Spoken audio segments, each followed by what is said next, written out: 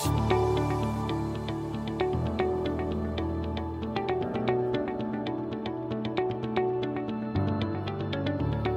everybody, and welcome to Project HR, a podcast dedicated to building better workplaces. I'm your host, Jennifer Oraqua, COO of Projections.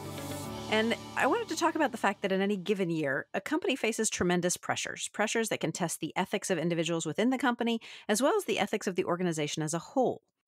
We're reminded of this fact almost on a daily basis, with ethical scandals at Uber, Wells Fargo, Volkswagen, Starbucks, Facebook, just to name a few. But integrity isn't just a concern for high-profile organizations. It's an issue for every organization.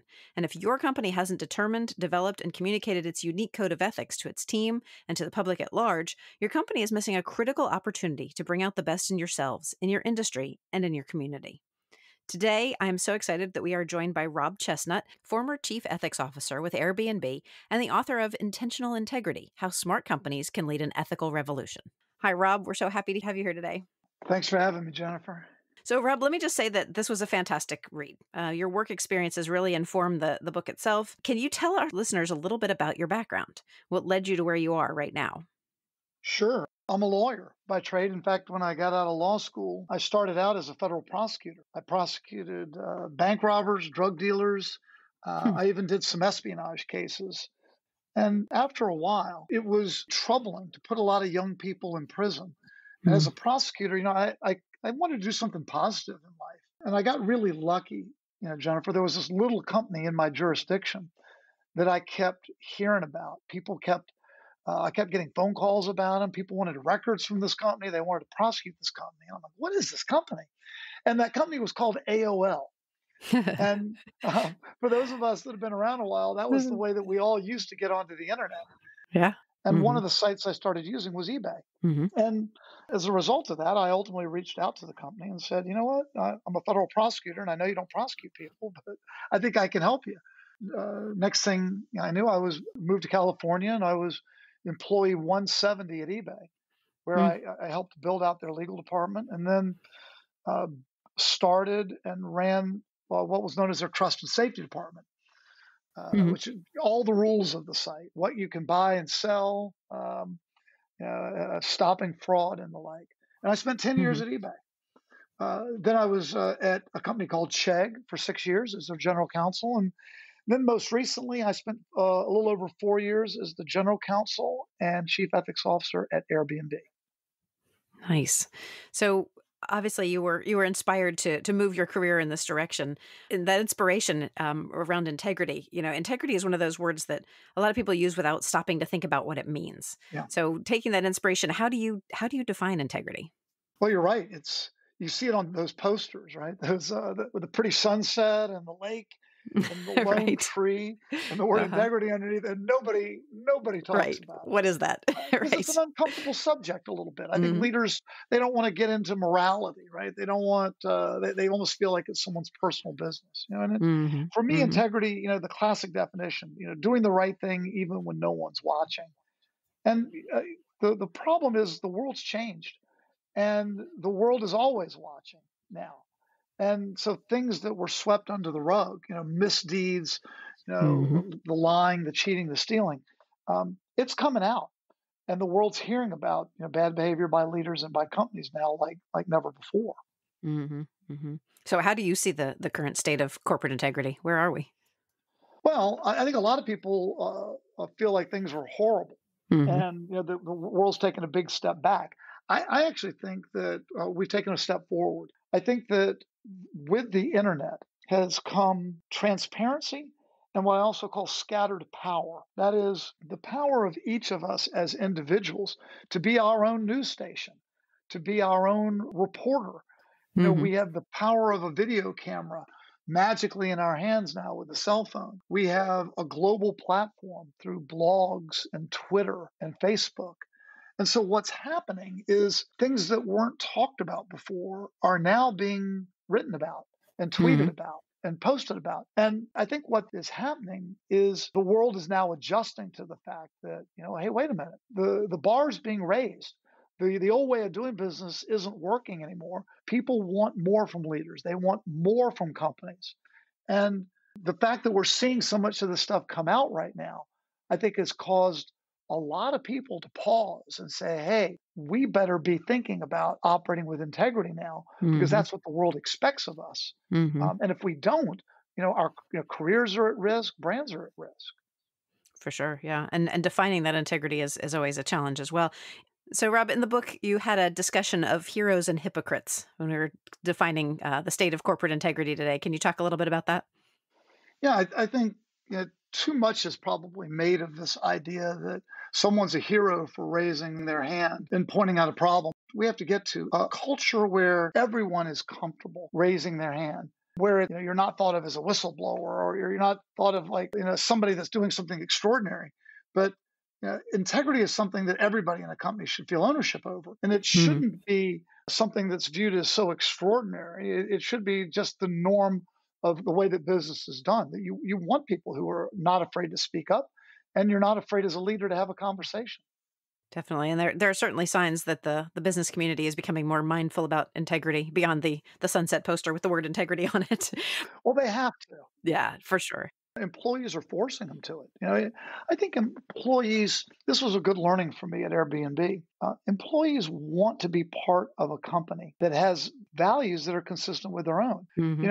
When you go to work for a place, it's part of the story of your life. It's a logo on your LinkedIn account. Hmm. The first question you ask me, right, is, tell me where you work. Hmm. And people want to be proud of where they work. They want to feel like when they go to work every day, it's not just about earning a paycheck. You want to feel like you're doing something that's good for the world. And so, in the past, employees, I think, were scared that their careers would be derailed. Hmm. But no more. They're speaking up, they're tweeting, they're posting, they're organizing walkouts Yeah. because they want their companies to step up. And I'll tell you, employees aren't the only ones. Customers are speaking up.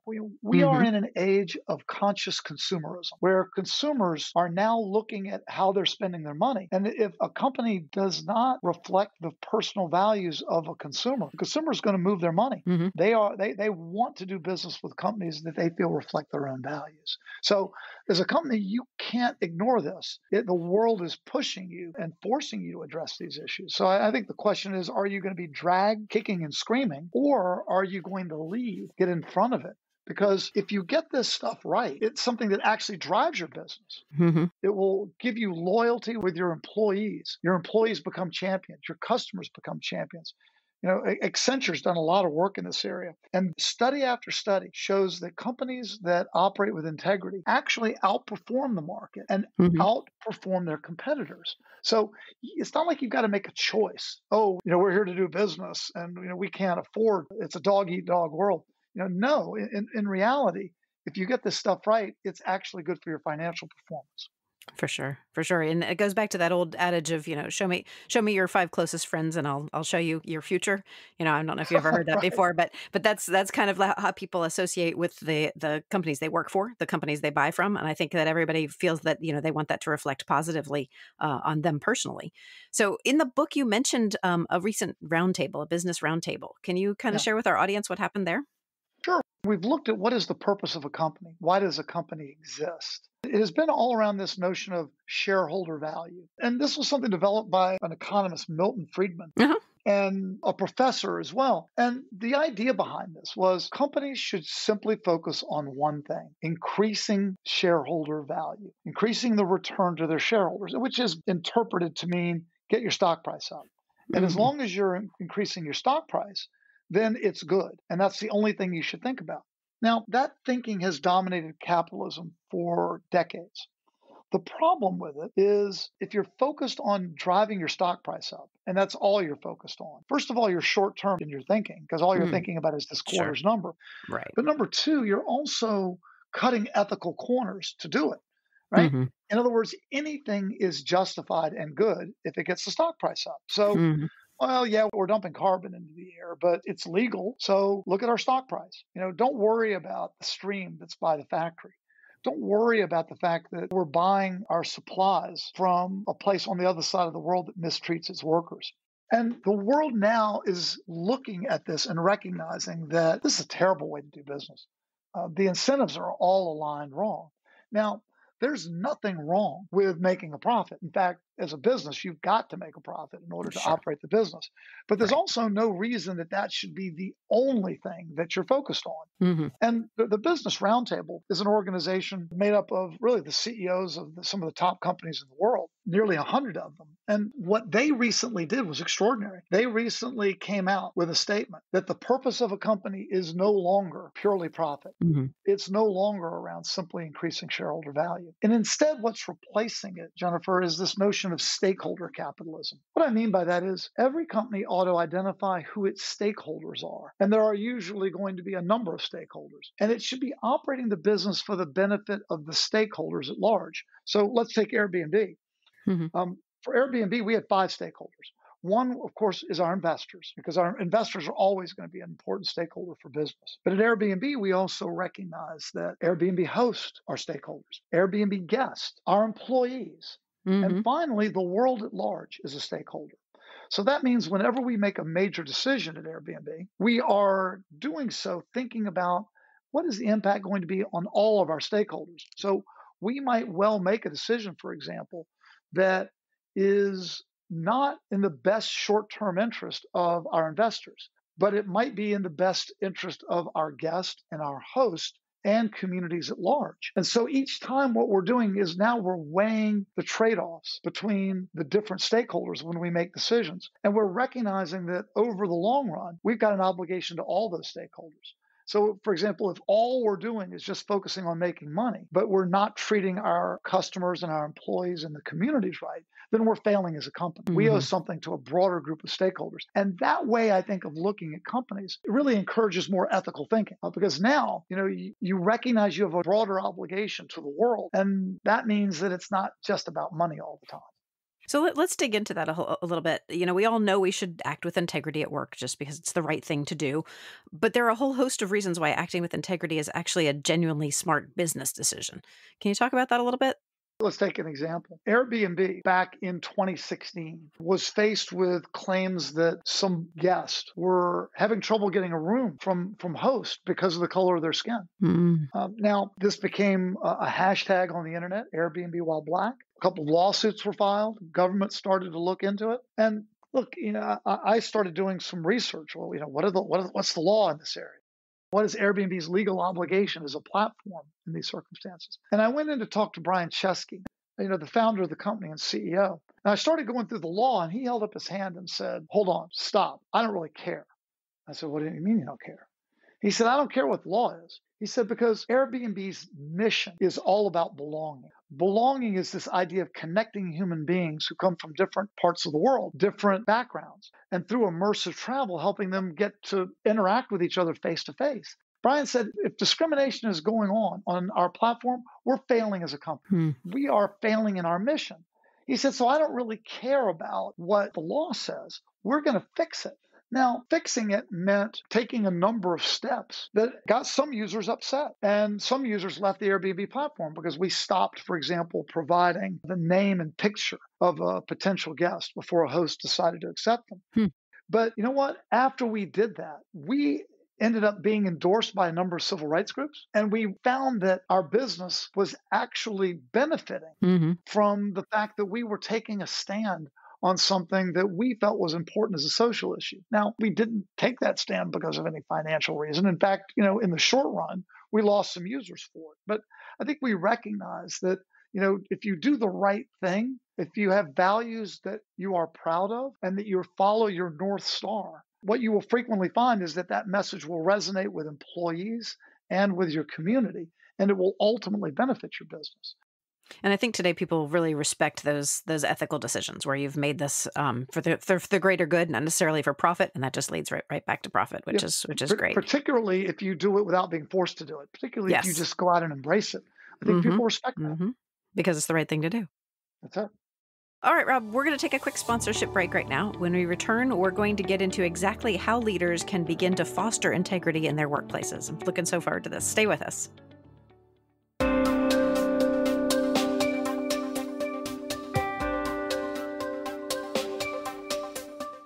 Thanks to the Respectful Workplace for supporting this week's episode of Project HR. Brand new for 2020, the Respectful Workplace is online harassment prevention that connects with your workforce so you can focus on growth and success. Download our free state-by-state guide to harassment prevention at therespectfulworkplace.net and get started today.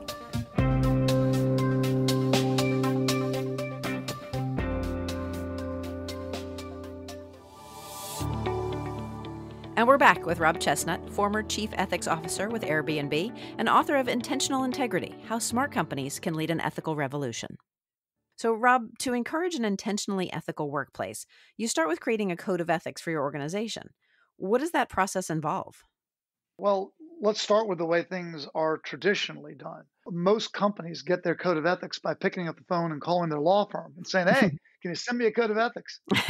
Or even worse, they decide they're going to save money. They go online and they get somebody else's code of ethics. And then they copy and paste it and they put their own company name right at the top. Right. And then they email it out to everybody in the company and they say, okay, everybody, check a box saying you've read it and you're going to follow it. And then, thank goodness we've dealt with that code of ethics thing. We can now put it 3 or 4 links deep in our corporate intranet and we can go on to our next problem. The truth is, we all know that is compliance and it doesn't do a thing for your culture. In fact, it almost sends a message that all you really care about is just getting a quarterly goal done or completing a form that says we've done that legal requirement. If you want to drive integrity into your culture, you need to involve leaders, and those leaders have to be willing to engage in authentic, direct communication about integrity, because integrity is contagious. Integrity is the sort of thing that if people see it around them, then it forces them to act similarly, because we all want to feel good about ourselves, right? Yep. And integrity so often is something that we are inspired to do by those around us, particularly leaders.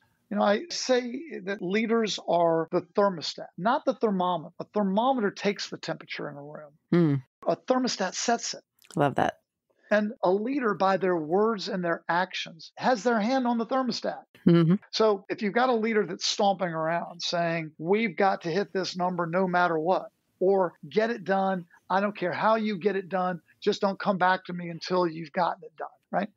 That kind of language, that sets one tone for the thermostat. It basically says, do whatever you got to do, and if you got to cut some ethical corners, go ahead, right? On the other hand, I'll take a leader like Ben Horowitz. Ben Horowitz, every quarter, he told me that he would sit down with his CFO with the numbers, and he would look the CFO in the eye and say, is there anything in these numbers that makes you uncomfortable? Anything at all? Anything in here that you feel like you were pressured into? Anything in here that's out of the norm? Because Ben said we might miss a number. I might lose my job, but we're not going to jail, right? Right. Now, by sending a message like that, Ben is setting the thermostat on the other side, which is we're going to act with integrity. That's the way we're going to operate around here. And if leaders are willing to speak up a little, right, and talk about doing the right thing, it will influence your culture tremendously. But you've got to get away from this, download somebody else's code. The irony of stealing a code of ethics. But so often that's the way it's done. Let's talk about that for a second. I mean, how much should a code of ethics differ for different companies? I mean, shouldn't ethics be how we behave across the board? Shouldn't it be the same for all companies? Not necessarily. There are elements of it, obviously, that are going to be very similar. But a code of ethics is actually a good one, is a reflection of the culture of a company. Go online someday, read the code of ethics for GE versus Amazon versus Walmart versus Airbnb. And what you find in these codes is that codes are often a reflection of a company's values and North Star. The language is actually the language of the company. And they can take different positions. So let's take something as simple as accepting gifts, right? Every code of ethics addresses, can an employee accept gifts from vendors? Right. So let's take Walmart. Walmart has a rule, and that rule is employees can take nothing. Right. Zero. I've been in meetings with somebody from Walmart where you offer them a bottle of water, they'll pull $1 out of their pocket, right? You've seen the Walmart show. Now, the question is, why does Walmart take this position?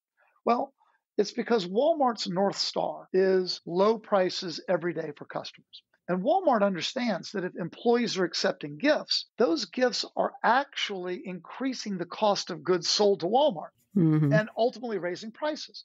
And that is antithetical to everything that Walmart works for. So let's take Airbnb. Now, Airbnb is in the business of increasing belonging, human connection. Well, human connection often means have a cup of coffee with somebody, buy them a meal, enjoy an experience with them. So for Airbnb, we allow doing something with a vendor so long as the value is $200 US or less. In other words, we don't want it to be something that's so expensive that it could influence your judgment. But we also believe in human connection and experiences. And we don't want to snuff those out because that would be inconsistent with our mission. So these are two companies, both ethical companies, taking a very different approach to the same problem. And you can go through these examples. Take another one with sexual harassment. Now, I know a number of companies that will put something in their code along the lines of, you may not engage in inappropriate relationships, or you may not engage in sexual harassment. Well, the problem is, what does that mean? That's a cookie cutter. And ambiguity is the enemy of integrity, okay? Ambiguity and silence are enemies of integrity. If you want to create a culture, you need to speak specifically about what you want from your people. So what did we do at Airbnb around sexual harassment? We were, I think, very influenced by the Me Too movement. That was when we created our code of ethics. And I went into an executive team meeting and we talked about Me Too. And we talked about what an awful position it would be to have a very senior person at the company even propose something sexual or romantic to a junior employee because the power dynamic was different. So I looked around the room and said, I've got a proposal. I think everyone on the executive team at Airbnb should agree that they will not engage in any romantic relationship of any kind with any other employee at the company or any vendor, even consensual. We shouldn't go there as leaders. And we talked about it. One person said, oh, Rob, we're all married or in relationships anyway. And I said, yeah, but based on what I'm reading online, that doesn't stop people from doing this sort of thing. And everybody laughed a little, and then we all looked each other in the eye. We went around the room, and every person said, I'm in, I'm in. And we then put it in our code of ethics that if you're on the executive team, that has such broad influence across the company that members of the executive team will not engage in any romantic relationship of any kind with any employee or vendor. And look, I don't think we broke any hearts with employees in the company by doing this. I think what we did was send a message that we weren't going to use our position to try to influence someone into getting some sort of sex. And I think that that's an important message. And now everyone on the executive team knows that if you violate the rule, you violated your word to the rest of us on the executive team. So you're the one that's going to have to suffer the consequences. Makes it easy to deal with it, and I think far less likely that there'll be a problem. And the code of ethics is part of the process you suggest that companies use to foster integrity in the workplace, something you called the 6 C's. Can you share those with our listeners? Sure. The 6 C's, I think, are just an easy way to go through the basic practicalities of driving integrity into the culture of your company. The first C is about CEO, and that is the importance of leaders. Because if your leaders aren't bought into acting with integrity, you're going to have an extraordinarily tough time changing the culture of a company. So number one, CEO and leadership buy-in. Number 2 is a code of ethics, but it has to be a customized code of ethics. That is one that you have worked with a cross-section of employees to create. It's got to be a unique document that is in the company's language, that when you finished it, reads like it's something that belongs with your company. And employees recognize not as some canned third-party document, but something that really belongs to the company. The next C is around communication of the code. Again, sending out a canned email doesn't do it. So at Airbnb, one thing that we would do, all employees went through new hire orientation. It was a 1 week in the San Francisco office where they went through a series of 25 classes, all about the different aspects of Airbnb. And one of them was on the code of ethics and integrity. Now, the way that we did it, we didn't read anybody the code. We never referred to any language in the code. We didn't even talk about the law. What we did is, we learned that people like storytelling, and they learn better from stories. Sure. So we took examples of actual violations or interesting ethical questions that had come up at Airbnb or at some other companies where I had worked in the past. And we would set those out to people in the room and have a discussion about each one of them. By doing it with stories, what we found was that employees loved the class. In fact, it was the number 1 ranked class at Airbnb orientation week after week. Interesting. And people would come up afterwards and they would say, the fact that a leader is standing up demonstrates that the company is serious about it. The next C is that there has to be a way for employees to communicate a problem. In other words, when someone violates the code, there has to be a way that an employee can make a report. Now, I know everybody says, well, we've got our hotline. And I've had people come to me and say, well, Rob, I don't really think we've got any integrity problems. We've got a hotline and we hardly ever get any reports. I actually think that's the first sign of a problem. Right. Yeah. Oh, there are integrity issues every day in the office. The question is, how comfortable are people to talk about them? Particularly the small things. Those are the things that you want awareness of. So what we would do is we used a system of ethics advisors. And these are people that are not in legal or HR, because we found that people are a little scared of legal and HR. It can be a little intimidating. Nobody wants to go to HR or go to legal or be a whistleblower. So we co-opted 30 people from across the company, engineers, customer support, finance, and these were all people that we felt had good judgment. They were not so senior that they were scary. And they got extra training on the code. And then they were identified to their teams as being ethics advisors. And people on the team could just go to them with the small questions. And we found that this was by far the most popular way for people to raise questions, far more than going to their HR leader or going to the hotline. But by putting out the welcome mat, literally, for questions, I think we encouraged an environment where everybody was thinking about it all the time. In the last two, one are consequences. There have to be fair consequences when the rules are violated. There has to be an investigation when the reports come in. And you've got to honestly face the question of fairness here. There's such a tendency for people to be afraid to discipline the special employee, the star, right? But that can be so crippling to a company if the rules are different for certain people than they are for the average employee. So, one thing I would do is I would identify who those stars were, who the people I knew were critical to the company. And I'd actually go have a one-on-one talk with them when there was no problem. So that kind of communication to prevent the consequences, I think, are critical. And that last C is that constant drumbeat of communication. We would do things not just at orientation, but I would do an integrity tour where I would visit each one of the Airbnb offices around the world to give a little talk about integrity. We would even do a 3-minute video every month that we would send out. Each month, it was on a different integrity-related topic. Sure. The idea of a company that has values and cares really resonated with people. So those are the 6 C's. That's sort of the roadmap for how to create a culture that has integrity built in. Well, and you in the book, in order to drive those 6 C's home, you share the code moments. What is a code moment? Can you tell our listeners a little bit about that? Well, yeah, a code moment is when you are confronted with a problem. It's a moment where your integrity is tested, right? That is, there's a problem, something's come up, and you're on the spot, and you've got to figure out the right way to handle it. And you realize that people are watching. How you handle it will send a signal to everyone about what integrity really means, because it might mean doing something like disciplining a popular employee, or it might mean taking a hit. It might mean something becomes public that's negative, but sweeping it under the rug is worse. You can't do it. So for a lot of us, I think it is, are you ready for an integrity moment? Do you know what you're going to do? I'll give you another example about just a standard integrity moment that I think most employees face at most companies during their career. And that is the holiday party, alcohol. Right.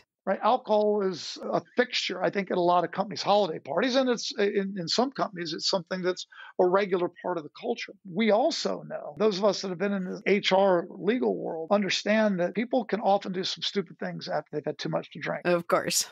Right? And that can ruin a career. So in order to be ready for an integrity moment, I think you've got to be able to see it in advance. Yeah, for sure. So, Rob, your book addresses the 10 most common and problematic categories of ethics, the dilemmas that we face. These are things that you cite as the biggest threats to intentional integrity, and you stress that each of these categories must be addressed in a company's code of ethics. Can you walk us through those categories? Sure. And these are things I've seen it, and I'm sure folks listening in, many of you have seen these as well. And the key to preventing these problems is to be intentional about them in your code. Avoid the very broad language and be specific about what your expectations are with employees. So, for example, inappropriate relationships. What sort of romantic relationships are permitted in the company, and what limits are you going to place on them? Are you going to bar managers, for example, from having a relationship with people on their teams? That's just one. Hmm. Alcohol. What is the office's position going to be on alcohol? Are you going to have parties with alcohol? And if so, are you going to adopt a policy, for example, around non-alcoholic beverages, food, what type of alcohol and the like, in order to avoid problems? Sexual harassment has got to be something you address. Data privacy is huge. And your company, depending on the nature of your company, you may have to invest more or less in this area, but you've got to be thinking about how you're going to handle data. Expense account violations and misusing corporate resources. Something as simple as, can I go to the photocopy machine and make a copy of my tax returns? Or if I've got a school board meeting that night, is it okay? Can I watch a movie on my company laptop? These are the sorts of things that are on people's minds, and you should give people guidance on them. Conflict of interest, lots of different categories around conflict of interest, particularly around hiring a relative, hiring a friend, accepting gifts, giving gifts, and the like. Fraud, sharing confidential information and trade secrets, bribery, and employee use of social media, which, obviously in the last 10 years has become a significant problem. Employees need to understand what possible consequences could their use of social media have on their employment. Definitely. So those are the 10 that I think that everybody's got to make sure they cover in their code of ethics. Yeah, I'd agree. Those are definitely the 10 hot spots. So, Rob, we're going to take some time out for another quick break, and we'll be right back after this. You're listening to the Project HR podcast. I'm your host, Jennifer Oraqua, and our guest today is Rob Chesnut, former Chief Ethics Officer with Airbnb and author of Intentional Integrity: How Smart Companies Can Lead an Ethical Revolution. And we're back. So we know the 6 C's. We understand the 10 categories we need to include. What does the process of building that code look like, and who should be involved in it? When you're looking at a code, you want to avoid what I call the Moses syndrome. There's a tendency for the head of HR or the head of legal to say, oh, I'll get this. And then, like Moses, head off to the mountaintop and then come back with the stone tablets. Right. Say, here are the rules that everybody's going to have to follow, right? Yeah, no. In reality, there are some things that are pretty simple, like lying, cheating, and stealing, that anybody could do.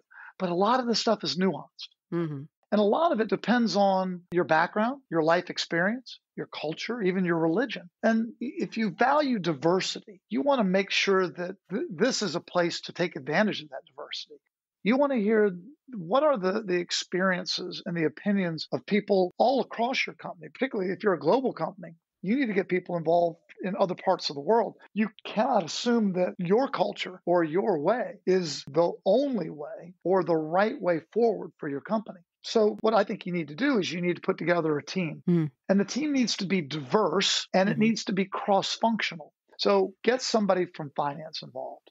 Get somebody from legal and HR, of course, but get someone from customer support. Get marketing. Marketing has a number of issues around integrity that you want their input. Engineers, the business team, the sales team. And by creating a group that has a lot of diverse perspectives, you are not only building a better code that takes into account all these different perspectives, but you're also getting the start of buy-in. Because once people have had a voice in creating it, then they feel as though they are a champion for that code. They understand that code and they can be evangelists for you with the rest of the company around that code. So, Rob, you mentioned that some tech options in the book that made me recall our episode with Jana Morin from Speakfully earlier in the year. So how important is it for a company to review their options and potentially embrace tech with regard to reporting? Well, the old way of doing things, we now know just isn't effective. So I think companies are missing an opportunity if they simply continue to use the same tools that they were using 20 years ago. You need a hotline, for example, but maybe there are better ways to get employee input. There are companies like Vault, for example, where employees can report sexual harassment using an app on their phone because we know people are far more comfortable using their phone. This is something they far prefer than going into a corporate intranet. Or, a company like Not Me that can help take in bite-sized data that can give you better reporting around these issues. I don't feel as though you have to use just one. At Airbnb, we would use several and give people options, for example, around how to report. I think opportunities to survey employees and get their views anonymously can be really powerful. And there's some interesting technologies that can enable that as well. So Look, I think that we can't be stuck in the old way of doing things, particularly when we look Agree. around and see so many integrity problems. Yeah, I definitely agree. So just a final thought here. What would you say to those that think that just talking about ethical issues might backfire at their company? Well, I think people are reluctant to talk about controversial things as leaders because you're afraid you might say something wrong. Right. Today's world doesn't let you off the hook that easily. Mm-hmm. Silence is often perceived as agreement with the status quo. Mm-hmm. So employees want to know how you feel on certain issues. Your customers demand to know how you're going to feel on certain issues. So I don't think it's an option anymore for leadership. Rather, I think the challenge is, what issues should you speak up on? Mm-hmm. And clearly, any issue that relates to your North Star, to your purpose as a company, like for Airbnb, we had to be involved in discrimination because of the type of business we were in. Sure. We needed to speak up on immigration because we believed so deeply in the value of being able to travel freely across borders. Mm-hmm. But, there were other issues, maybe gun control, we didn't have to have a position on simply because it wasn't related to what our business was. But I think my message to leaders is you have to start getting comfortable with the uncomfortable. Mm-hmm. You have to realize that there may be no way to avoid some controversy. Some people may be upset with you, and saying nothing is, in fact, a decision. So you need to think carefully about what you're saying. Yeah. Think carefully about how it relates to your North Star. But ultimately, you can't be afraid to say it. I love that. So I want to let our listeners know that a link to buy Rob's book, Intentional Integrity, How Smart Companies Can Lead an Ethical Revolution, will be included in this episode's companion guide. And that link will also include information on how to book Rob for speaking engagements, as well as corporate consulting. So be sure to sign up for that today at projectionsinc.com/podcast. Right now, though, Rob, it is time for our lightning round questions. These are questions we ask of every guest of the podcast. Are you ready? I'm ready. All right. So our first question is our topic showdown. In this episode, we've been talking about integrity. In your opinion, which of the following quotes best expresses your thoughts about working with integrity?